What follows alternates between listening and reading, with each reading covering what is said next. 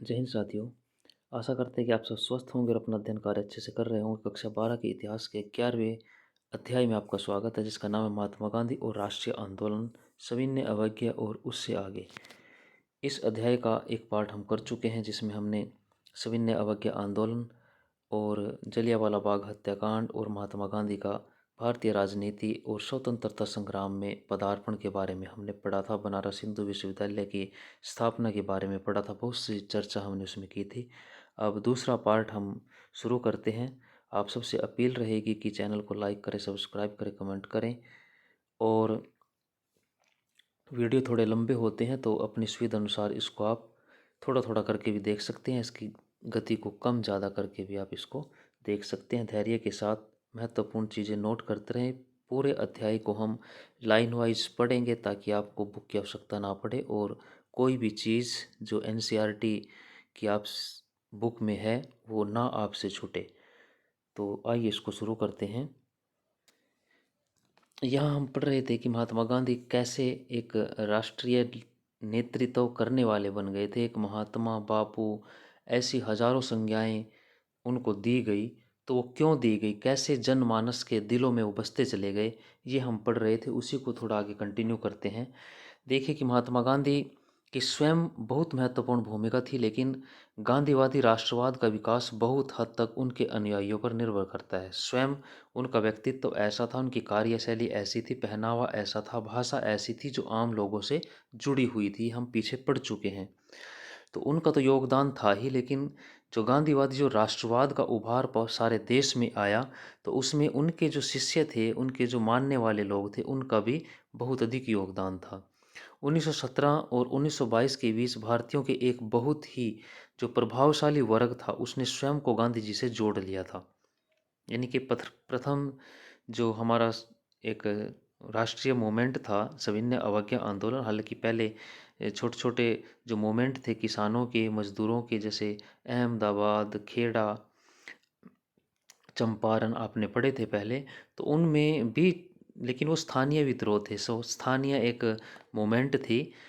लेकिन जो सविनय अवज्ञा आंदोलन था वो एक देश में एक पूरे जनमानस को जोड़ने वाला आंदोलन था। अब इसके बाद एक प्रभावशाली जो नेतृत्वकर्ता थे उनके साथ जुड़े, जैसे महादेव देसाई हैं, वल्लभ भाई पटेल हैं, जे बी कृपलानी, सुभाष चंद्र बोस, अब्दुल कलाम आज़ाद, जवाहरलाल नेहरू, सरोजनी नायडू, गोविंद वल्लभ पंत और सी राजगोपालाचार्य, ये सारे लोग उनके साथ जुड़ चुके थे। गांधी जी के ये घनिष्ठ सहयोगी विशेष रूप से भिन्न भिन्न क्षेत्रों के एक साथ ही भिन्न भिन्न धार्मिक परंपराओं से आए हुए थे। अलग अलग क्षेत्र भी थे इनके और अलग अलग मत, विचार, धर्म भी थे। इसके बाद उन्होंने अनगिनत अन्य भारतीयों को कांग्रेस में शामिल होने और उसके लिए काम करने के लिए प्रेरित किया। ये जो इनके अनुयायी थे, इन्होंने जो कांग्रेस थी, जो इनके विचार थे, आम लोगों तक पहुंचाने में बहुत अधिक योगदान दिया।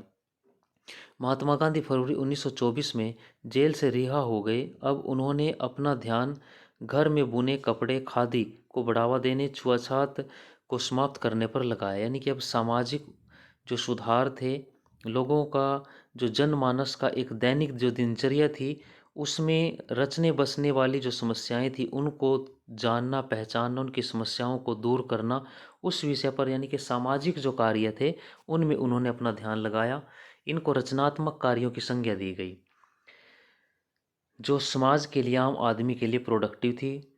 जैसे घर में आप अपना खादी कपड़ा बुने, छुआछात जाति जो भेद थे उसको दूर करने पर। तो गांधी जी जितने राजनीतिक थे उतने ही वे समाज सुधारक भी थे। बहुत बड़े एक समाज सुधार का भी उन्होंने काम किया। उनका विश्वास था कि स्वतंत्रता के योग्य बनने के लिए भारतीयों को बाल विवाह, छुआछात जैसी जो बुराइयां हैं उनसे मुक्त होना पड़ेगा। बाल विवाह आप समझते, छोटी उम्र में शादी कर देना, और छुआछात की ऊंच नीच का भेद, जातियों का भेद कि ये ऊंची जाति से है, ये नीची जाति से है, कुछ इस किस्म के जो भेद थे हमारे समाज में, उनके खिलाफ उनको छोड़ना पड़ेगा हमें। एक मत के भारतीयों को दूसरे मत के लिए सच्चा संयम लाना पड़ेगा, एक दूसरे को स्वीकार करना पड़ेगा दिल से। इस प्रकार उन्होंने हिंदू मुसलमानों के बीच सौहार्द पर भी बल दिया कि धार्मिक या जो मजहबी झगड़े हैं उनसे भी हमें ऊपर उठें विचारों से। इसी तरह आर्थिक स्तर पर भारतीयों को स्वावलंबी बनाना सीखना होगा, कैसे आत्मनिर्भर बने हम अपनी चीज़ों के लिए, आर्थिक रूप से दूसरे के ऊपर, अंग्रेज़ों की चीज़ों के ऊपर हम डिपेंड ना हो। तो ये सारे रचनात्मक कार्य थे। ऐसा करके उन्होंने समुद्र पार से आयातित मिल में बने जो वस्त्र थे उनके स्थान पर खादी की जो महत्ता थी उस पर जोर डाला। तो उन्होंने यहाँ रचनात्मक कार्यों में स्वदेशी जो चीज़ें थी उन पर जोर दिया और विदेशी जो चीज़ें थी उनका बहिष्कार किया। स्वदेशी और विदेशी जो वस्तु है उनका बहिष्कार, स्वदेशी वस्तुओं का जो है प्रयोग करना। तो इसको स्वदेशी और बहिष्कार आंदोलन के रूप में माना जाता है। तो ये इनके रचनात्मक कार्य थे। अब नेक्स्ट देखिए नमक सत्याग्रह। इस आंदोलन को नमक सत्याग्रह कहा, डांडी मार्च कहा गया, सविनय अवज्ञा आंदोलन कहा गया, बहुत सारे नामों से इसे भारतीय इतिहास में जाना जाता है। अब इसमें देखिए असहयोग आंदोलन समाप्त होने के कई वर्ष तक महात्मा गांधी ने अपने को समाज सुधार कार्यों में लगाए रखा। हमने ऊपर अभी चर्चा की थी। 1928 में उन्होंने पुनः राजनीति में प्रवेश करने की सोची। तो सामाजिक क्षेत्र से अब वो फिर दोबारा से राजनीति में उन्होंने पदार्पण किया।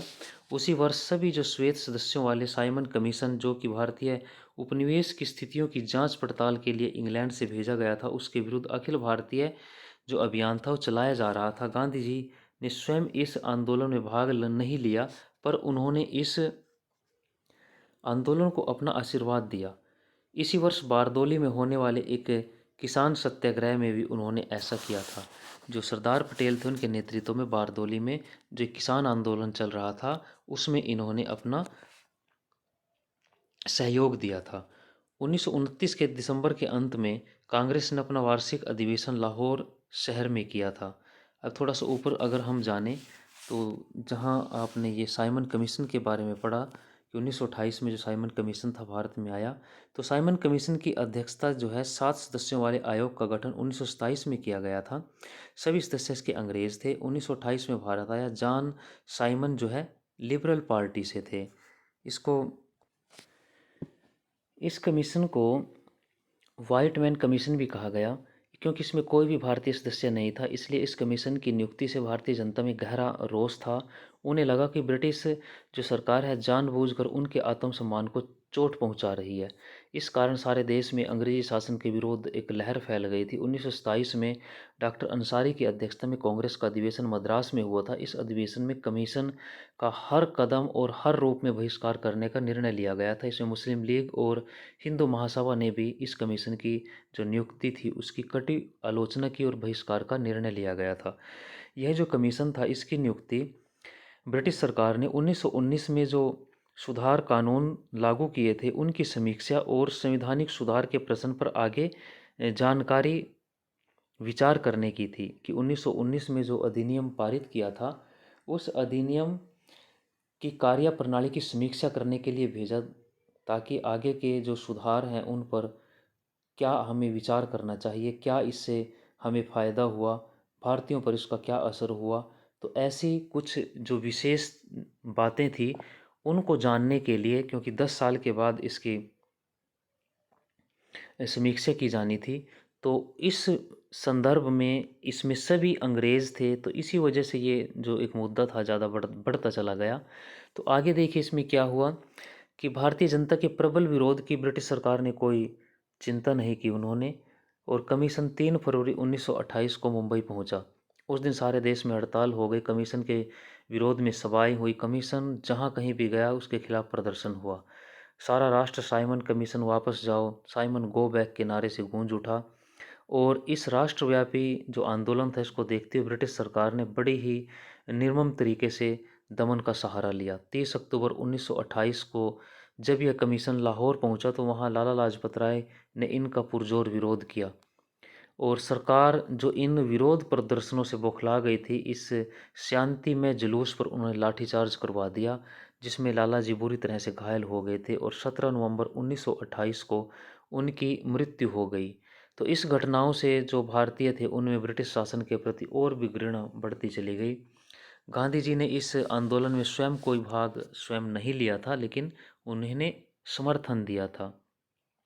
तो साइमन कमीशन ने अपनी रिपोर्ट 27 मई 1930 को जारी की थी। इस रिपोर्ट की कुछ सिफारिशें भी थी, जैसे दोहरी शासन व्यवस्था को समाप्त कर दिया जाए, प्रांतों में स्वायत्त शासन लागू कर दिया जाए, प्रांतीय विधानमंडलों की जो सदस्य संख्या है उनको बढ़ा दिया जाए, केंद्र सरकार प्रांतों के अनावश्यक कार्यों में हस्तक्षेप ना करे, प्रांतों को और अधिक वित्तीय संसाधन दिए जाएं, बर्मा को या म्यांमार को भारत से अलग कर दिया जाए, सिंध को मुंबई से अलग कर दिया जाए, सांप्रदायिकता के आधार पर मताधिकार बढ़ाया जाए, भारतीय जो सेना है उसका भारतीयकरण किया जाए, अल्पसंख्यकों की रक्षा की जाए।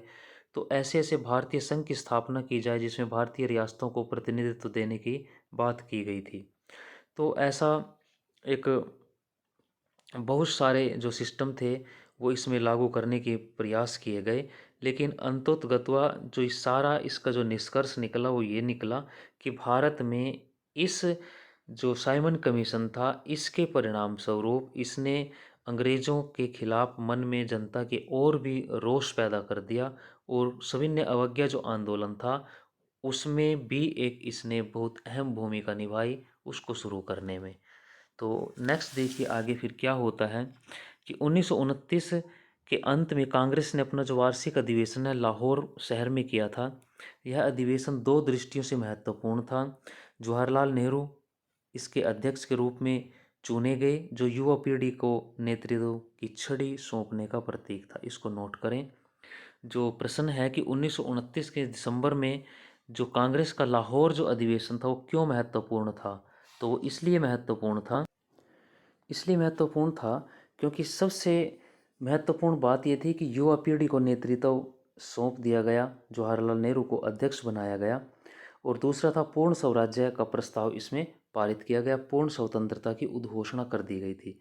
अब राजनीति की जो गति थी एक बार फिर बढ़ गई। 26 जनवरी 1930 को विभिन्न स्थानों पर राष्ट्रीय ध्वज फहराकर देशभक्ति के गीत गाकर स्वतंत्रता दिवस मनाया गया। यानी कि हमने अपना प्रथम स्वतंत्रता दिवस कब मनाया? 26 जनवरी 1930 को। तो 26 जनवरी का महत्व इसीलिए है, 26 जनवरी को हमने अपना जो संविधान है इसीलिए लागू किया था क्योंकि आज़ादी हमें 15 अगस्त को मिली, और प्रथम स्वतंत्रता जो दिवस था हमने 26 जनवरी 1930 को मनाया था। तो 26 जनवरी को प्रथम स्वतंत्रता दिवस मनाया था। अब आज़ादी हमें 15 अगस्त को मिली, तो स्वतंत्रता दिवस के रूप में तो मैच नहीं हो पाया। तो इसी 26 जनवरी का महत्व बनाए रखने के लिए हमने 26 जनवरी 1950 को अपना संविधान लागू किया था, ताकि इस दिन का भी महत्व हमारे लिए बना रहे, इसको हम छोड़ ना पाएँ। यह हमारे जो जीवन है आगे उसमें बना रहे, कनेक्टेड रहे। गांधी जी स्वयं सुस्पष्ट निर्देश देकर बताया कि इस दिन को हमने कैसे मनाना चाहिए। उन्होंने कहा कि यदि स्वतंत्रता की उद्घोषणा सभी गांव शहरों यहाँ तक कि अच्छा होगा अगर सभी जगहों पर एक ही समय में संगोष्ठियाँ हो तो और भी अच्छा होगा। गांव शहर कस्बे सभी जगह एक ही समय में संगोष्ठियाँ हो। गांधी जी ने सुझाव दिया कि नगाड़े पीटकर पारंपरिक तरीके से संगोष्ठी की समय की घोषणा की जाए, राष्ट्रीय ध्वज को फहराए जाने से समारोह की शुरुआत की जाए, दिन का बाकी हिस्सा किसी रचनात्मक कार्यों में लगाया जाए। तो रचनात्मक कार्य सूत का जैसे कातना था, अछूतों की सेवा, हिंदुओं और मुसलमानों का पुनर्मिलन, निषिद्ध कार्य, वे सभी एक साथ करने में व्यतीत होगा, यह असंभव नहीं है। तो इसमें भाग लेने वाले लोग दृढ़तापूर्वक यह प्रतिज्ञा लेंगे कि अन्य लोगों की तरह भारतीय लोगों को भी स्वतंत्रता और अपने कठिन परिश्रम के फल का आनंद लेने का अहरणीय जिसको छीना ना जा सके, हरण ना किया जा सके अधिकार है। और यह यदि कोई भी सरकार लोगों के इन अधिकारों से वंचित करती है, उसका दमन करती है, तो लोगों को उन्हें बदलने समाप्त करने का अधिकार है। तो रचनात्मक जो कार्य थे कि एक दूसरे के साथ मिलजुल करना, एक दूसरे का सहयोग करना, अछूतों के प्रति अच्छा व्यवहार करना, हिंदू मुस्लिम एकता, समाज में ऐसे कार्य किए जिससे आपस में समरसता बढ़े, विदेशी वस्तुओं का बहिष्कार हो, स्वदेशी चीज़ों का प्रयोग ज़्यादा हो। तो ये रचनात्मक कार्यों पर ज़्यादा ध्यान दिया गया। नेक्स्ट देखिए दांडी। स्वतंत्रता दिवस मनाए जाने के तुरंत बाद गांधी जी ने घोषणा की थी कि ब्रिटिश भारत के सर्वाधिक घृणित कानूनों में से एक, जिसे नमक के उत्पादन और विक्रय पर राज्य का अधिकार दे दिया है, को तोड़ने के लिए एक यात्रा का नेतृत्व करेंगे।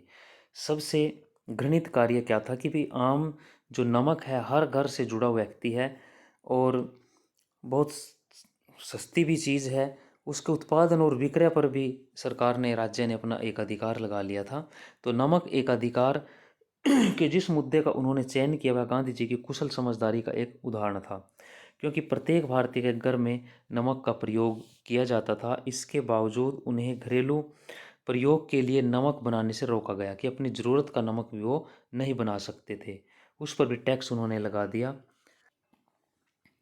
इस तरह उन्हें दुकानों से ऊंचे दाम पर नमक खरीदने के लिए मजबूर किया गया जो वो स्वयं बना सकते थे। नमक पर राज्य का जो एकाधिपत्य था बहुत अलोकप्रिय था, लोगों को पसंद नहीं आया ये विषय।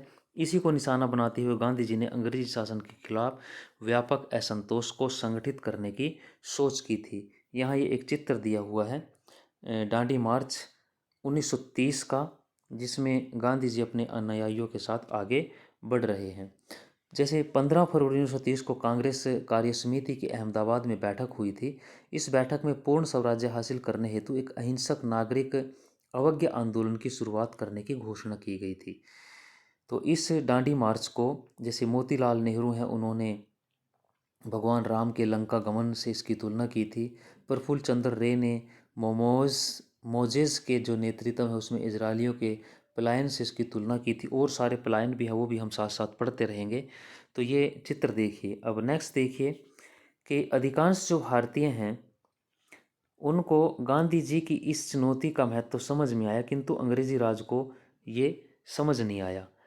हालांकि गांधी जी ने अपनी नमक यात्रा की सूचना जो पूर्व वायसराय थे, लॉर्ड इरविन थे, उनको सूचना दे दी थी। उस समय जो भारत के वायसराय थे वो लॉर्ड इरविन थे, किंतु इरविन इस कार्रवाई के महत्व को न समझ सके।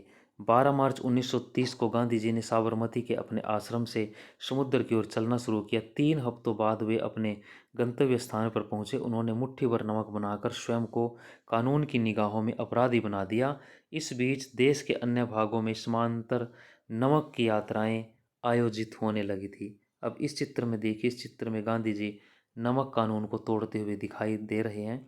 6 अप्रैल 1930 को जो दांडी है उसकी यात्रा की समाप्ति के बाद सत्याग्रही प्राकृतिक नमक को उठाते हुए नमक कानून को यहाँ तोड़ते हुए दिखाई दे रहे हैं। हालांकि 5 अप्रैल को वो यहाँ पहुँच चुके थे, लेकिन 6 अप्रैल को उन्होंने नमक कानून तोड़ा। 5 अप्रैल को अपना संबोधन दिया था, आगे हम उसके बारे में भी पढ़ेंगे, क्योंकि 6 अप्रैल को एक इतिहास में वैसे भी महत्वपूर्ण माना गया था। 6 अप्रैल को ही रोलेट एक्ट का विरोध शुरू हुआ था, 6 अप्रैल 1919 को। तो उसी से जोड़कर शायद 6 अप्रैल को चुना गया था। नमक सत्याग्रह क्यों? अब नमक को ही क्यों चुना, इस बारे में देखिए। नमक विरोध का प्रतीक क्यों था, इस बारे में गांधी जी ने स्वयं क्या लिखा। प्रतिदिन प्राप्त होने वाली सूचनाओं से पता चलता है कि कैसे अन्यायपूर्ण तरीके से नमक को तैयार किया गया है, और बिना कर, जो कभी कभी नमक के मूल्य का 14 गुना होता था, 14 गुना अदा किए गए नमक के प्रयोग को रोकने के लिए सरकार उस नमक को जिससे वह लाभ पर नहीं बेच पाती थी नष्ट कर देती थी। अतः यह राष्ट्र की महत्वपूर्ण एक आवश्यकता पर कर लगाती है, जनता को इसके उत्पादन से रोकती है। प्रकृति ने जिसे बिना किसी श्रम के उत्पादित किया उसे नष्ट कर देती है। किसी भी वजह से किसी चीज़ को स्वयं प्रयोग न कर पाने और अन्य को प्रयोग न करने देने, ऐसे में इस चीज़ को नष्ट कर देने की इस अन्यायपूर्ण जो नीति है, किसी को भी इसकी इजाज़त नहीं दी जा सकती। विभिन्न स्रोतों से मैं भारत के सभी भागों से मैं इस राष्ट्र संपत्ति को बेलगाम ढंग से नष्ट किए जाने की कहानियाँ सुनता हूँ कि अंग्रेज़ स्वयं इस पर टैक्स लगा रहे हैं, आम लोगों को इसको बनाने नहीं देते, जबकि इसके ऊपर कोई खर्च नहीं है, भारतीय स्वयं इसको बनाकर प्रयोग कर सकते हैं। लेकिन जिसको वो लाभ पर नहीं बेच सकते, जिस नमक को, उसको नष्ट कर देते हैं। तो ऐसी एक निर्दयी सरकार के खिलाफ ये निर्णय था। टनों न ही सही पर मन, टन का मतलब अगर आप माने तो 10 क्विंटल, और मन जो है ये लगभग 40 किलोग्राम आप मानिए इसको। तो नमक जो है कोंकण तट पर नष्ट कर दिया गया। दांडी में भी इस प्रकार की बातें पता चली है, जहाँ कहीं भी क्षेत्रों में रहने वाले लोगों ने व्यक्तिगत प्रयोग हेतु नमक उठा लिए जाने की संभावना दिखती है वहाँ तुरंत अधिकारी नियुक्त कर दिए जाते हैं। यानी कि जहाँ लोग लगता है कि इस नमक को स्वयं प्रयोग कर रहे हैं बनाकर, तो वहाँ अधिकारी, सरकारी अधिकारी लगा दिए जाते हैं। उनका एकमात्र कार्य विनाश करना होता है। इस प्रकार बहुमूल्य राष्ट्रीय संपदा को राष्ट्रीय खर्चे से ही नष्ट किया जा रहा है। यह इसको नोट कीजिए कि राष्ट्रीय बहुमूल्य राष्ट्रीय संपदा है हमारी नमक, लेकिन इसको राष्ट्रीय खर्चे पर ही नष्ट किया जा रहा है। हमारे ही देश का पैसा है, इस हमारी देश की संपत्ति को नष्ट करने के लिए प्रयोग किया जा रहा है। लोगों के मुंह से नमक छीना जा रहा है। नमक एक अधिकार, एक तरफ से चौतरफा अभिशाप है। यह लोगों के बहुमूल्य सुलभ ग्राम उद्योग से वंचित करता है। जो ग्राम का, गांव का एक उद्योग है, यानी कि काम करने का, एक आजीविका चलाने का एक साधन है, प्रकृति द्वारा बहुतायत में उत्पादित संपदा, यह अतिशय विनाश करता है। इस विनाश का मतलब ही है अधिक राष्ट्रीय खर्च। चौथा, इस मूर्खता का चरमोत्कर्ष जो है, भूखे लोगों से 1000% की से अधिक की उगाही है। लोगों से यानी कि टैक्स लिया जा रहा है इस चीज़ का भी। सामान्य जन की उदासीनता की वजह से ही लंबे समय से यह कर जो है अस्तित्व में बना हुआ है। आज जनता पर्याप्त रूप से जाग चुकी है और इसे समाप्त करना ही होगा। कितनी जल्दी इसे ख़त्म कर दिया जाएगा, यह लोगों की क्षमता पर निर्भर करता है। The collected works of Mahatma Gandhi, खंड 49 में इन्होंने इस चीज़ को लिखा था, गांधी जी ने। कल हम नमक कर कानून तोड़ेंगे। 5 अप्रैल 1930 को गांधी जी ने डांडी में कहा था। 5 अप्रैल को गांधी जी वहाँ पहुँचे थे कि जब मैं अपने साथियों के साथ डांडी के इस समुद्र तटीय टोले की तरफ चला था तो मुझे यकीन नहीं था कि हम यहाँ तक पहुँच पाएंगे। कि जब मैं साबरमती में था तब ये अफवाहें थी कि मुझे गिरफ्तार किया जा सकता है।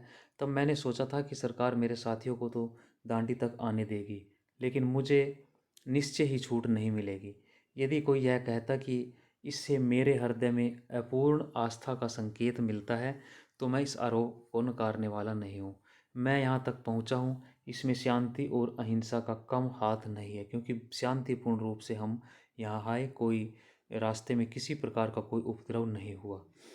इस सत्ता को सब महसूस करते हैं। अगर सरकार चाहे तो वह अपने इस आचरण के लिए अपनी पीठ थपथपा सकती है, कि सरकार कह सकती है कि भी हमने किसी को नहीं रोका, लेकिन क्योंकि सरकार चाहती तो हम में से हर एक को गिरफ्तार भी कर सकती थी। सरकार के पास अधिकार था कि कानून को तोड़ने जा रहे हैं तो वो उस हमें गिरफ्तार भी कर सकती थी। इस विषय पर सरकार अपनी पीठ को थपथपा सकती है, ये उसका अधिकार है। जब सरकार यह कहती है कि उसके पास शांति की सेना को गिरफ्तार करने का साहस नहीं था, तो हम उसकी प्रशंसा करते हैं। अगर सरकार ऐसा कह रही है तो हम उसकी प्रशंसा करते हैं। सरकार को ऐसी सेना की गिरफ्तारी में शर्म महसूस होती है, तो ये उसके लिए एक अच्छी बात। अगर कोई व्यक्ति ऐसा काम करने में शर्मिंदा महसूस करता है तो उसके पड़ोसियों को भी रास नहीं आता, तो वह एक शिष्ट सभ्य व्यक्ति है। सरकार को हमें गिरफ्तार न करने के लिए बधाई देनी चाहिए, भले ही उसने विश्व जनमत का ख्याल रखते हुए ऐसा फैसला क्यों न लिया हो। कि भी हमें सरकार ने अगर गिरफ्तार नहीं किया, यहाँ तक आने दिया, तो सरकार चाहे अपनी पीठ थपथपा रही हो, कुछ भी कहे, लेकिन हो सकता है कि निर्णय चाहे विश्व जनमत का ख्याल रखकर ऐसा किया हो कि अगर गिरफ्तार करेंगे शांति प्रिय जो लोग हैं उनको, तो विश्व में उनकी छवि खराब होगी। लेकिन फिर भी इस सारे विषयों पर देखते हुए भी सरकार की हमें सराहना करनी होगी कि उन्होंने, बधाई देनी चाहिए हमें सरकार को कि उन्होंने ऐसा नहीं किया। कल हम नमक कानून जो है उसको तोड़ेंगे। सरकार इसको बर्दाश्त करती है कि नहीं, यह सवाल अलग है। हो सकता है कि सरकार हमें ऐसा करने से रोक दे। उसने हमारे जत्थे के बारे में जो धैर्य और सहिष्णुता दिखाई, उसके लिए हम उसके अभिनंदन करते हैं। यदि मुझे, गुजरात, देश भर के बहुत सारे लोगों को गिरफ्तार कर लिया जाता है तो क्या होगा। यह आंदोलन इस विश्वास पर आधारित है कि जब एक पूरा राष्ट्र उठ खड़ा होता है तो आगे बढ़ने लगता है, तो उसे नेता की ज़रूरत नहीं होती। ये उसी का हिस्सा है जो हमने पीछे पढ़ा था, collected works of Mahatma Gandhi, खंड 49 में। असहयोग आंदोलन की तरह अधिकृत रूप से स्वीकृत राष्ट्रीय आंदोलन के अलावा भी विरोध की असंख्य धाराएं थी।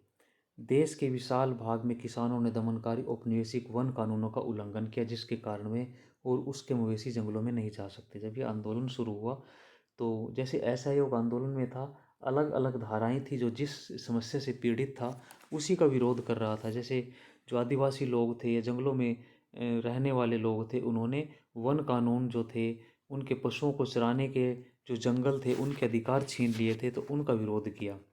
जहाँ एक ज़माने में बेरोक-टोक घूमते थे, कुछ कस्बों में फैक्ट्री जो कामगार थे हड़ताल पर चले गए, वकीलों ने ब्रिटिश अदालतों का बहिष्कार किया, विद्यार्थियों ने सरकारी संस्थानों में पढ़ने से इनकार कर दिया। 1920-22 की तरह ही गांधी जी के आह्वान पर तमाम भारतीय वर्गों ने औपनिवेशिक शासन के विरुद्ध अपना असंतोष प्रकट किया। जवाब में सरकार असंतुष्टों को हिरासत में लेने लगी, गिरफ्तार करने लगी। नमक सत्याग्रह के सिलसिले में लगभग 60,000 लोगों को गिरफ्तार किया गया और गिरफ्तार होने वालों में गांधी जी भी थे। समुद्र तट की ओर गांधी जी की यात्रा की जो प्रगति है उसका पता उसकी दैनिक गतिविधियों पर नज़र डालने के लिए अनेक अंग्रेज अफसरों को द्वारा जो भेजी गई रिपोर्टें हैं उनसे लगाया जा सकता है। इन रिपोर्टों में रास्ते के जो गांव थे उसमें गांधी जी द्वारा दिए गए भाषण भी वर्णित हैं, जिसमें उन्होंने स्थानीय अधिकारियों से आह्वान किया था कि वे सरकारी नौकरियां छोड़कर स्वतंत्रता संग्राम में शामिल हो जाएं। वसना नामक गांव में गांधी जी ने ऊंची जाति के लोगों को संबोधित करते हुए कहा था कि यदि आप स्वराज्य के हक में आवाज़ उठाते हैं तो आपको अछूतों की सेवा करनी पड़ेगी। सिर्फ नमक कर या अन्य करों के खत्म हो जाने से आप स्वराज्य प्राप्त नहीं कर पाएंगे। स्वराज्य के लिए आपको अपनी उन गलतियों का प्रायश्चित करना होगा जो आपने अछूतों के साथ की है। ये जो स्वर्ण लोग थे उनको संबोधित कर रहे थे गांधी जी। स्वराज्य के लिए हिंदू मुसलमान पारसी सिख सबको एकजुट होना पड़ेगा। ये स्वराज्य की सीढ़ियाँ सॉरी। पुलिस के जासूसों ने अपनी रिपोर्टों में लिखा कि गांधी जी की सभाओं में तमाम जातियों के औरत मर्द शामिल हो रहे हैं। उनका कहना था कि हजारों जो वॉलंटियर हैं राष्ट्रवादी उद्देश्य के लिए सामने आ रहे हैं। उनमें से बहुत सारे ऐसे सरकारी अफसर थे जिन्होंने औपनिवेशिक शासन में अपने पदों से इस्तीफे दे दिए थे। सरकार को भेजी रिपोर्ट में जिला सुपरिटेंडेंट जो पुलिस अधीक्षक थे, एसपी होते हैं, उन्होंने लिखा कि श्री गांधी शांत और निश्चित दिखाई दिए। वे जैसे जैसे आगे बढ़ते गए उनकी ताकत बढ़ती जा रही है। नमक यात्रा की प्रगति को एक और स्रोत से भी समझा जा सकता है। अमेरिकी समाचार पत्रिका जो है टाइम्स को गांधी जी की कदकाठी पर हंसी आती थी। जो टाइम्स पत्रिका है, ये प्रश्न कई बार आ सकता है कि किस अंग्रेजी समाचार पत्र ने गांधी जी का मजाक उड़ाया, तो टाइम पत्रिका है। इसको नोट करना। पत्रिका ने उनके जो तकुए जैसे शरीर, तकुए जो एक चरखे में कोई सूत कातने के काम का कोई होता है, मकड़ी जैसे पेडू, कि उनका जो पेडू है यानी कि उनके पतले दुबले शरीर के बारे में ये ऐसा कहा गया है, का खूब मजाक उड़ाया। इस यात्रा के बारे में अपनी पहली रिपोर्ट में ही टाइम्स ने लिखा, तो ये आप नोट कर लेना कैसी कैसी संज्ञाएं टाइम्स पत्रिका ने उनको दी थी। नमक यात्रा के मंजिल तक पहुंचने में गहरी शंका व्यक्त करती थी टाइम्स पत्रिका ने कि वहां तक नहीं पहुंच पाएंगे। उनका दावा था कि दूसरे दिन पैदल चलने के बाद गांधी जी जमीन पर पसर गए थे।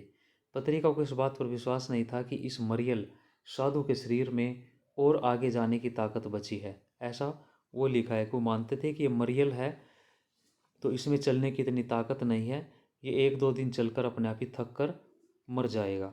लेकिन एक हफ्ते में ही पत्रिका की सोच बदल गई। टाइम्स ने लिखा कि इस यात्रा को जो भारी जन समर्थन मिल रहा है उसने अंग्रेज शासकों को गहरे तौर पर बेचैन कर दिया है। अब वे गांधी जी को एक ऐसा साधु राजनेता कहने लगे। अब ये देखिए कि पहले ये पत्रिका उनको मजाक उड़ा रही थी, अनेक उसको संज्ञाएं दे रही थी, कहीं मरियल कहते हैं, कहीं कुछ और भी आपने पढ़े थे ऊपर शब्द, तो अब उसको साधु और राजनेता के रूप में परिभाषित करने लगी। यहाँ एक ये चित्र देखिए, आमतौर पर आप कहीं पिक्चर में या कहीं इस प्रकार के चित्र देखते हैं, तो यहाँ देखिए कि इस जनवरी 1931 में जेल से महात्मा गांधी की रिहाई के बाद आंदोलन की भावी योजना पर चर्चा करने के लिए इलाहाबाद में कांग्रेस के जो नेता उनकी बैठक हुई थी। इसमें आप दाएं से देख सकते हैं, राइट से लेफ्ट की ओर जवाहरलाल नेहरू, जमुना लाल बजाज, सुभाष चंद्र बोस, गांधी जी, महादेव रानाडे और वल्लभ भाई पटेल, इन सब लोगों को आप इसमें देख रहे हैं, ये जो पिक्चर दी हुई है।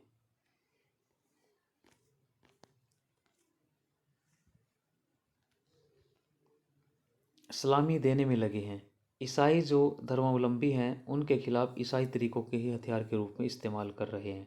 तो यहाँ आपने क्या पढ़ा कि जो शांति प्रिय तरीके थे, जिनको ईसाई अपना मानते थे कि शांतिपूर्वक सेवा, समाज सेवा, दूसरों की भलाई करना, कुछ इस किस्म के जो कार्य हैं जिनको ईसाई मानते हैं कि हमारे धर्म से, मत से जुड़े हुए हैं, तो यहाँ वो अखबार ये कह रहा है कि अब वो जो लोग हैं वो ईसाई जो मत के तरीके हैं उन्हीं को अपनाकर उन्हीं को अंग्रेज़ों के खिलाफ हथियार के रूप में इस्तेमाल करने लगे हैं।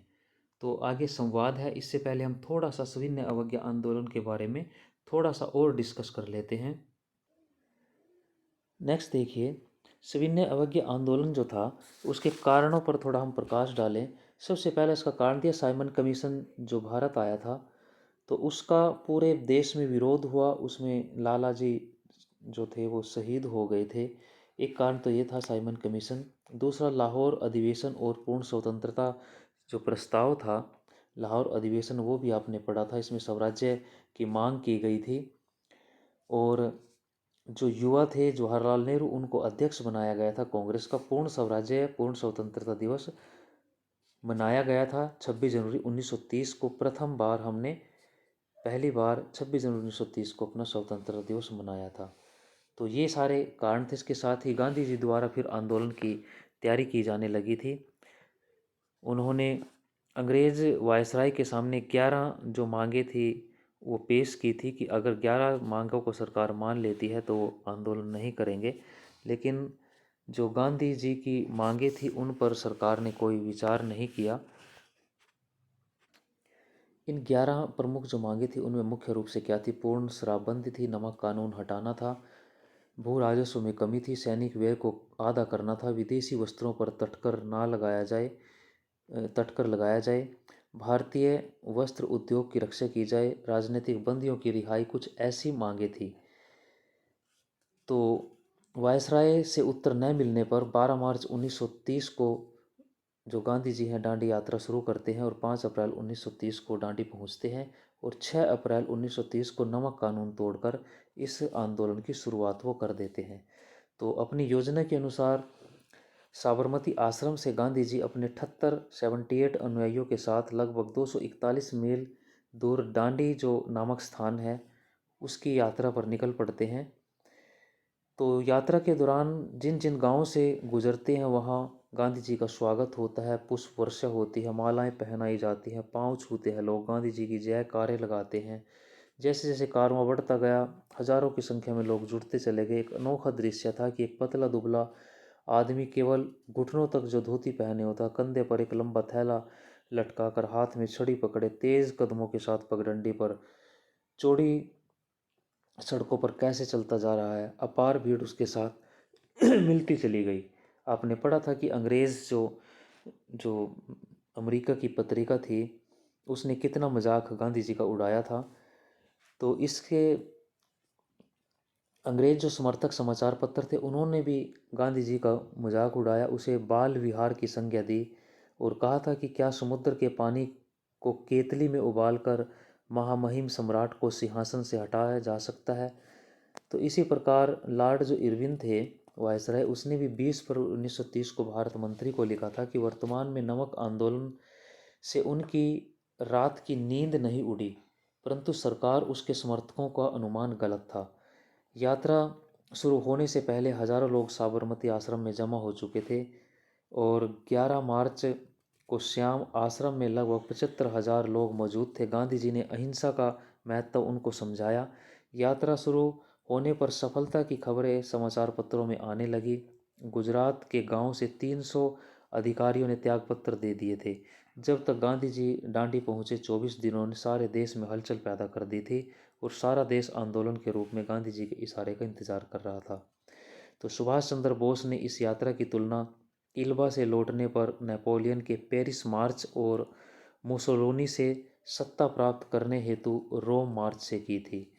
तो 24 दिन की यात्रा पूरी करके गांधी जी और उसके सहयोगी 5 अप्रैल को डांडी पहुंचे और 6 अप्रैल को प्रातः काल में गांधी जी ने समुद्र तट पर पहुंचकर नमक कानून को भंग किया। तो इस प्रकार 6 अप्रैल 1930 को सविनय अवज्ञा आंदोलन प्रारंभ हो गया था।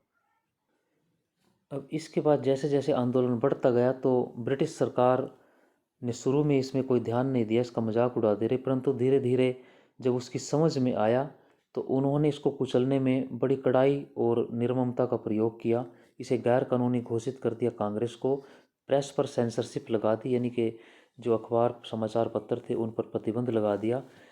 आंदोलन में भाग लेने वाले जो आंदोलनकारी थे उनको सरकार ने गिरफ्तार करना शुरू कर दिया। इस आंदोलन के दौरान सरकार ने लगभग 90,000 जो आंदोलनकारी थे उनको गिरफ्तार कर लिया और अत्याचार किए, उनकी संपत्ति को जब्त कर लिया। एक रिपोर्ट के अनुसार इस आंदोलन के दौरान पुलिस द्वारा जो आंदोलनकारी थे उन पर चलाई गई गोलियों और बरसाई गई लाठियों से 110 लोगों की मृत्यु हुई और लगभग 300 लोग इसमें घायल हुए। ये सरकारी रिपोर्ट है, हो सकता है ये आंकड़ा बहुत ज़्यादा हो, वास्तव में यह संख्या इससे कहीं अधिक थी। इस प्रकार सरकार ने आतंकपूर्ण तरीके से इसको दबाने का प्रयास किया। उसके बाद फिर बीच में कुछ इसको स्थगित कर दिया गया, जैसे प्रथम गोलमेज सम्मेलन हुआ, फिर गांधी इरविन समझौता हुआ, उसको हम आगे पढ़ेंगे। उसके बाद सविनय अवज्ञा आंदोलन स्थगित होने के बाद पुनः 1932 में इसको शुरू किया गया, यानी कि दिसंबर 1931 में महात्मा गांधी के लंदन से दूसरे गोलमेज सम्मेलन में भाग लेने के बाद भारत लौटने के पश्चात तो भारतीयों पर जो जुल्म हुए उसको सुनकर गांधी जी हैरान हो गए। लॉर्ड वेलिंगटन जो है इस समय लॉर्ड इरविन के स्थान पर भारत के नए वायसराय बन चुके थे। लॉर्ड वेलिंगटन आ गए थे लॉर्ड इरविन के स्थान पर। वह गांधी इरविन समझौतों को मानने को तैयार नहीं था, जो आपने बीच में पढ़ा था ऊपर। इसी आंदोलन के दौरान बीच में स्थगित जो हुआ आंदोलन गांधी इरविन पैक्ट, उसके बारे में थोड़ा हम आगे जानेंगे। तो नए जो वायसराय आए लॉर्ड वेलिंगटन, उन्होंने लॉर्ड इरविन के साथ जो समझौता हुआ था गांधी जी का उसको मानने से इनकार कर दिया था। उसने बंगाल में मार्शल लॉ लागू कर दिया, सैनिक कानून लागू कर दिया। सरकार ने नेहरू खान, अब्दुल गफ्फार खान जैसे राष्ट्रीय जो नेता थे उनको कारावास में डाल दिया। इसके अतिरिक्त सरकार ने बहुत से भारतीयों को भी गिरफ्तार कर लिया। महात्मा गांधी इस संबंध में वायसराय को मिलना चाहते थे, लेकिन उसने गांधी जी से मिलने से इनकार कर दिया था। इन कारणों से गांधी जी ने 3 जनवरी 1932 को सविनय अवज्ञा आंदोलन को दोबारा से शुरू करने का फैसला किया। अगले ही दिन सरकार ने गांधी जी को गिरफ्तार कर लिया और सरकार को कांग्रेस को गैर कानूनी घोषित कर दिया। इस कारण से आंदोलन एक बार फिर पुनः भड़क उठा। सरकार ने इस आंदोलन के दमन के लिए फिर वही दमनकारी नीति अपनाई, लेकिन आंदोलनकारियों का उत्साह कम नहीं हुआ। उनका अनुमान इस बात से लगाया जा सकता है कि एक वर्ष के समय के दौरान सरकार ने लगभग 1,20,000 आंदोलनकारियों को गिरफ्तार किया। देशवासियों ने देश की स्वतंत्रता के लिए सरकार के प्रत्येक अत्याचार का हंसकर सामना किया और मई 1933 में सरकार ने महात्मा गांधी को जेल से मुक्त कर दिया। इस कारण उन्होंने सविनय अवज्ञा आंदोलन को स्थगित कर दिया और मई 1934 में यह आंदोलन पूरी तरह से समाप्त हो गया। तो अब अगर इस आंदोलन का हम महत्व समझने का प्रयास करें तो इसमें बेशक ये आंदोलन अपने उद्देश्य में असफल रहा। स्वतंत्रता जो संग्राम था उसमें इसका विशेष जो महत्व था वो और भी बढ़ गया। इस आंदोलन के कारण लोगों में राष्ट्रीय भावना का जो एक प्रसार था बड़ी तेज गति से फैला और पहली बार महिलाओं ने बड़ी संख्या में इस आंदोलन में भाग लिया। निस्संदेह भारत के स्वतंत्रता संग्राम में एक नया मोड़ आया। इस आंदोलन के दौरान लोगों ने जिस शांत भावना से सरकार के अत्याचारों को सहन किया, अहिंसात्मक जो एक गतिविधियों को साथ साथ चलाया, उसकी अन्य उदाहरण दुनिया में शायद नहीं मिलते हैं। प्रसिद्ध इतिहासकार डॉक्टर ताराचंद ने बिल्कुल कहा कि वास्तव में यह आंदोलन अपने दोनों उद्देश्यों में, जैसे लोगों के नैतिक मनोबल को ऊंचा उठाने और सरकार के राजनीतिक गर्व को समाप्त करने की दिशा में काफ़ी सफल रहा।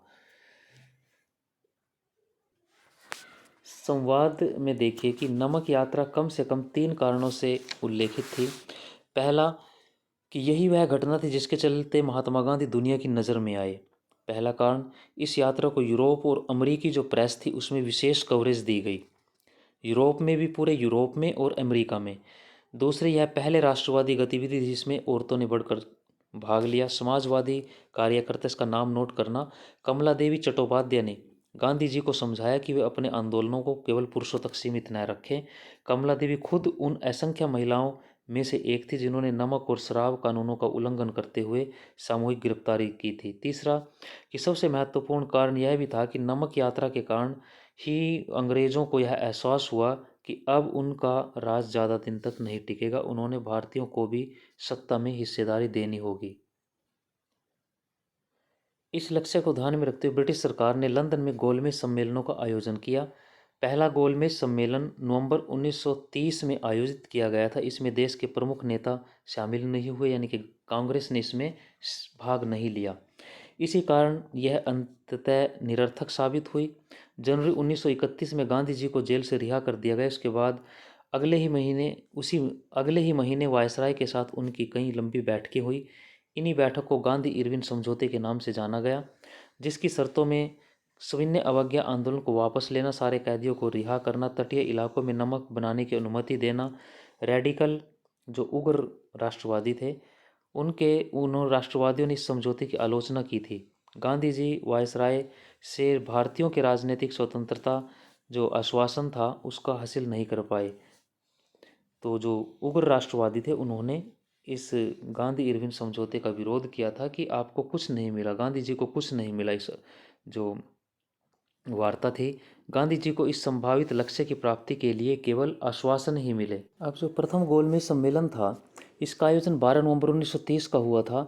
इसका उद्देश्य साइमन कमीशन की रिपोर्ट पर विचार विमर्श करना था। इस समय कांग्रेस ने सविनय अवज्ञा आंदोलन शुरू किया था और उसने इसका बायकाट किया। इसमें कोई भी कांग्रेस का व्यक्ति नहीं गया, क्योंकि सभी प्रमुख नेता पहले से जेलों में थे। सम्मेलन में आए प्रतिनिधियों में सांप्रदायिक प्रतिनिधित्व के मुद्दे पर सहमति नहीं बन पाई। फलतः ही से असफल रहा प्रथम जो गोलमेज सम्मेलन था। इस सम्मेलन में लगभग 89 जो प्रतिनिधि शामिल हुए थे, कांग्रेस ने इसमें भाग नहीं लिया था। इस सम्मेलन की अध्यक्षता ब्रिटेन के प्रधानमंत्री रैमजे मैकडोनाल्ड ने की थी। तो कांग्रेस की अनुपस्थिति के कारण यह वैसे ही असफल हो गया था।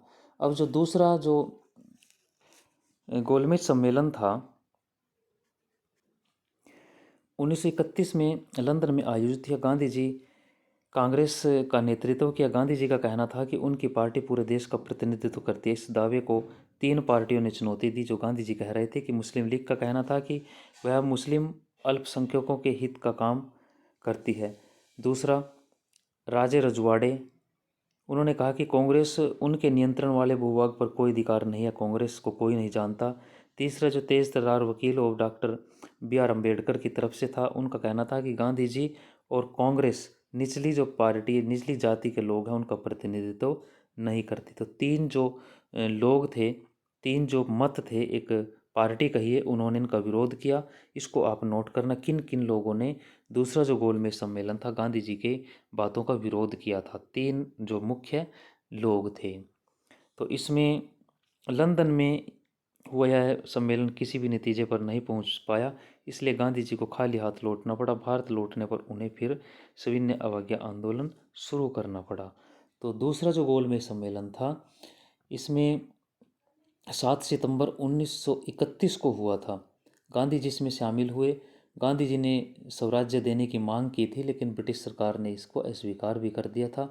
मुस्लिम लीग ने भी अपना हिट नहीं छोड़ा। तो इस प्रकार यह दूसरा जो गोलमेज सम्मेलन था यह भी पूरी तरह से असफल हुआ। इस सम्मेलन में डॉक्टर अंबेडकर ने हरिजन वर्ग के लिए, यानी कि जो अछूत वर्ग था, उसके लिए पृथक प्रतिनिधित्व की मांग रखी और गांधी जी ने इसका विरोध किया। सांप्रदायिक समस्या को लेकर सम्मेलन में कोई एक राय नहीं बन पाई। इस कारण दूसरा जो गोलमेज सम्मेलन था बिना नतीजे ही समाप्त हो गया था। अब जो भारत लौटने पर सविनय अवज्ञा आंदोलन शुरू कर दिया था और नए जो वायसराय थे अब लॉर्ड वेलिंगटन, उनको गांधी जी से बिल्कुल भी हमदर्दी नहीं थी। अपनी बहन को उन्होंने एक निजी खत लिखा। उस खत में उन्होंने क्या लिखा कि वेलिंगटन ने लिखा कि अगर गांधी न होता तो यह दुनिया वाकई बहुत खूबसूरत होती। वह जो भी कदम उठाता है उसे ईश्वर की प्रेरणा का परिणाम कहता है वो, लेकिन असल में उसके पीछे एक गहरी राजनीतिक चाल होती है। देखता हूँ कि अमरीकी प्रेस उसको गजब का आदमी बताती है, लेकिन सच यह है कि हम निहायत अव्यवहारिक, रहस्यवादी, अंधविश्वासी जनता के बीच रह रहे हैं जो गांधी जी को भगवान मान बैठी हैं। ये ऐसा जो भारत के उस समय वायसराय थे वेलिंगटन, उन्होंने अपनी बहन को एक निजी खत में लिखा था, जो आपने अभी पढ़ा। यहाँ देखिए कि पृथक निर्वाचिका के बारे में समस्या में गोलमेज सम्मेलन में क्या विषय उठता है। महात्मा गांधी ने गोलमेज सम्मेलन में, जो दूसरा गोलमेज सम्मेलन था, उसमें जो दलित वर्ग है उनके लिए पृथक निर्वाचन प्रस्ताव के खिलाफ अपनी दलील पेश करते हुए क्या कहा कि अस्पृश्यों के लिए पृथक निर्वाचिका का प्रावधान करने से उनकी दास्ता स्थायी रूप ले लेगी। क्या आप चाहते हैं कि अस्पृश्य हमेशा अस्पृश्य ही रहें? अस्पृश्य जिनको स्पर्श ना किया जाए, अछूत दलित जिनको कहा गया। पृथक निर्वाचिका से उनके प्रति कलंक का यह भाव और मजबूत हो जाएगा। ज़रूरत इस बात की है कि अस्पृश्यता का विनाश किया जाए, और जब आप यह लक्ष्य प्राप्त कर लें तो एक अड़ियल श्रेष्ठ वर्ग द्वारा एक कमतर वर्ग पर थोप दी गई है अवैध व्यवस्था भी समाप्त हो जाएगी। जब आप इस अवैध प्रथा को नष्ट कर देंगे तो आपको पृथक निर्वाचिका की आवश्यकता कहाँ रह जाएगी। ये गांधी जी अपनी दलील देते हैं गोलमेज सम्मेलन में। यानी कि पृथक निर्वाचिका में अगर मुख्य रूप से आप जाने तो क्या था कि ऐसे कि दलितों के लिए अगर यहाँ बात हो रही है तो उसमें ये था कि उनके लिए सीटें आरक्षित होंगी जिस पर केवल वही वोट देंगे और उसी वर्ग का व्यक्ति चुनाव लड़ेगा। यह जो व्यवस्था है इसमें सामान्य जो लोग हैं वो भाग नहीं लेंगे। आज की जो आरक्षण की व्यवस्था है, आज भी हमारे यहाँ SC ST OBC या महिलाओं के लिए रिजर्वेशन होती है, तो आज की व्यवस्था से अलग थी। आज उसमें वोट सभी डालते हैं, कैंडिडेट किसी विशेष वर्ग से होता है। लेकिन यहाँ जो पद्धति थी उसमें यह था कि कैंडिडेट विशेष वर्ग से होगा और वोट भी विशेष वर्ग के ही व्यक्ति डालेंगे। जो पृथक धर्म के आधार पर कहें या जाति के आधार पर कहें तो ये पृथक जो निर्वाचिका थी, ये आज की और उस समय की जो व्यवस्था थी उसमें अंतर था। तो गांधी जी ने इसका इसी वजह से विरोध किया था कि भाई अगर दलितों को इस प्रकार का अधिकार दिया जाएगा, उनको सिर्फ दलित ही चुनेंगे, तो अपने आप ही उनके स्वर्ण और दलित के बीच में और जो खाई है वो गहरी होती चली जाएगी। हमें सामाजिक समरसता के साथ लोगों को समझाकर उनके इस प्रकार के जो भाव है उनको नष्ट करके सामाजिक सरकारों जो सरोकार हैं उसको बढ़ाकर इन समस्याओं को निपटाना चाहिए। तो ये पृथक निर्वाचिका के बारे में गांधी जी के विचार थे। अब यहाँ ये चित्र दिया हुआ है, इस चित्र को देखिए आप। इस चित्र में आप बहुत से लोगों को देख सकते हैं जिनमें से आप कुछ को शायद पहचान भी सकते हैं अगर आप इनको गौर से देखें। तो ये दूसरा जो गोलमेज सम्मेलन है लंदन नवंबर 1931 का है। महात्मा गांधी ने निम्न जातियों के लिए पृथक निर्वाचिका की मांग का विरोध किया था। उनका मानना था कि ऐसा करने पर समाज की मुख्यधारा में उनका एकीकरण नहीं हो पाएगा, वे स्वर्ण हिंदुओं से हमेशा के लिए अलग हो जाएंगे। अब इसके प्रत्युत्तर में जो डॉक्टर अंबेडकर थे उन्होंने क्या कहा। पृथक निर्वाचिका पर अंबेडकर के क्या विचार थे कि दमित मतलब जो दलित वर्ग है, यहाँ इन विषयों को आप जातिगत या धर्म के विषय से ऊपर उठकर एक नेशनल राष्ट्रीयता के जो मुद्दे हैं उनको ध्यान में रखकर इन पर सोचने समझने का प्रयास करें।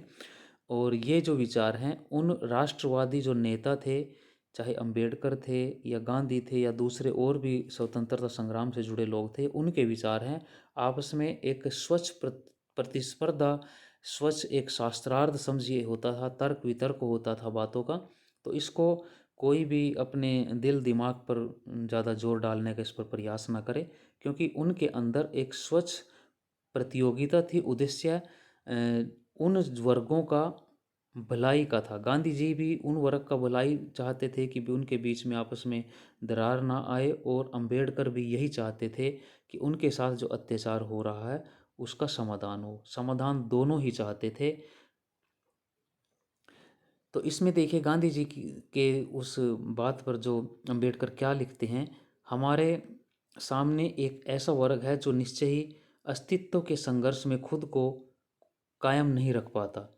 जिस धर्म से ये लोग बंधे हुए हैं वह उन्हें सम्मानपूर्वक स्थान प्रदान करने की बजाय कोड़ियों की तरह देखता है। कोड़ी मतलब जिसको कुष्ठ रोग हो जाए, उनके साथ सामान्य संबंध नहीं रखे जाते। आर्थिक रूप से यह ऐसा वर्ग है जो दो वक्त की रोटी के लिए स्वर्ण हिंदुओं पर पूरी तरह से आश्रित हैं, जिसके पास आजीविका का कोई स्वतंत्र साधन नहीं है।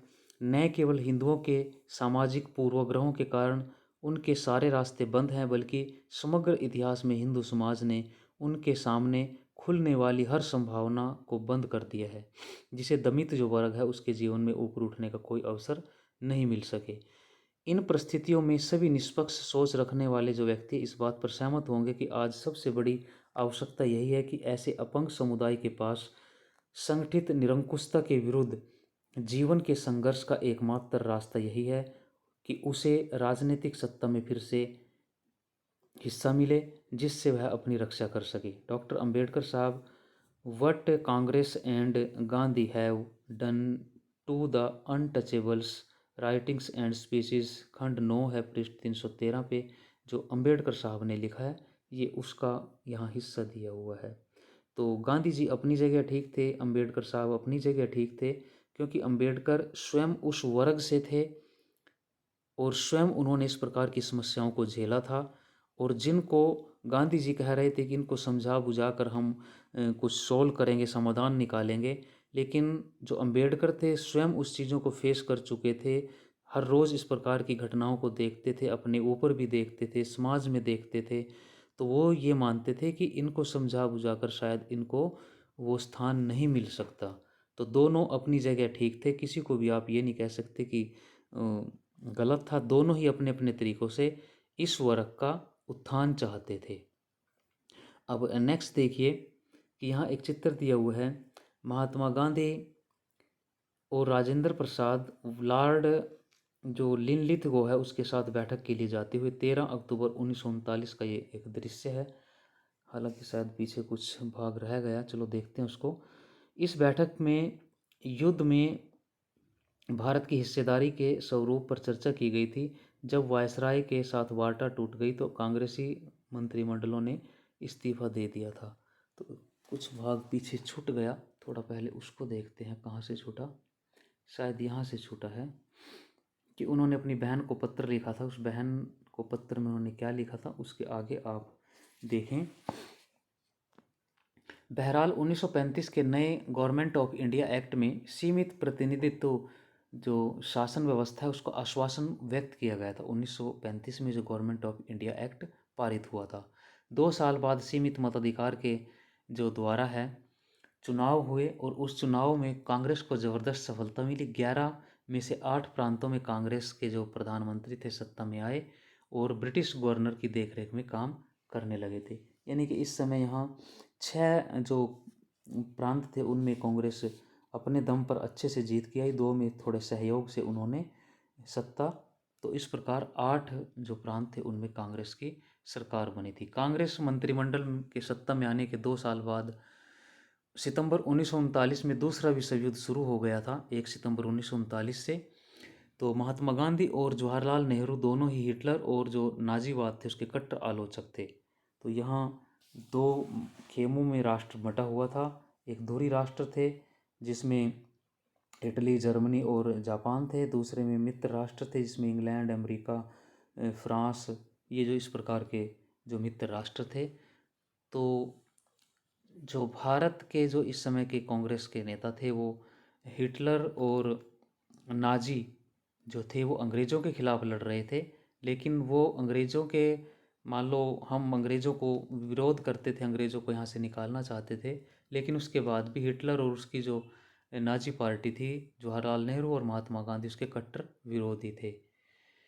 उसके बाद उन्होंने फैसला लिया कि अगर अंग्रेज़ युद्ध समाप्त होने के बाद भारत को स्वतंत्रता देने पर राजी होते हैं तो कांग्रेस उनके युद्ध प्रयासों में सहायता दे सकती है। ये कांग्रेस ने कहा था, अगर आप हमें स्वतंत्रता दो।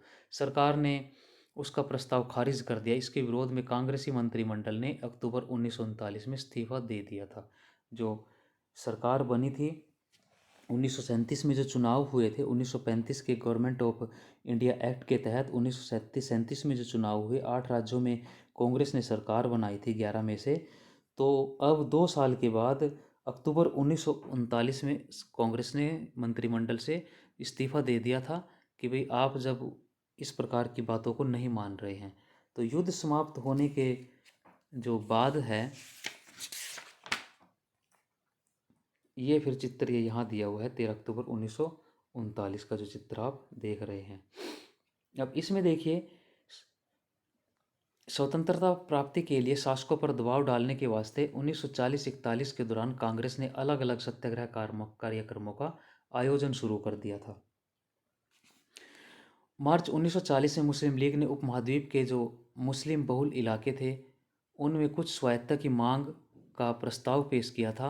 अब राजनीतिक भूदृश्य काफ़ी जटिल हो गया था। अब संघर्ष जो है वो भारतीय बनाम ब्रिटिश नहीं रह गया था।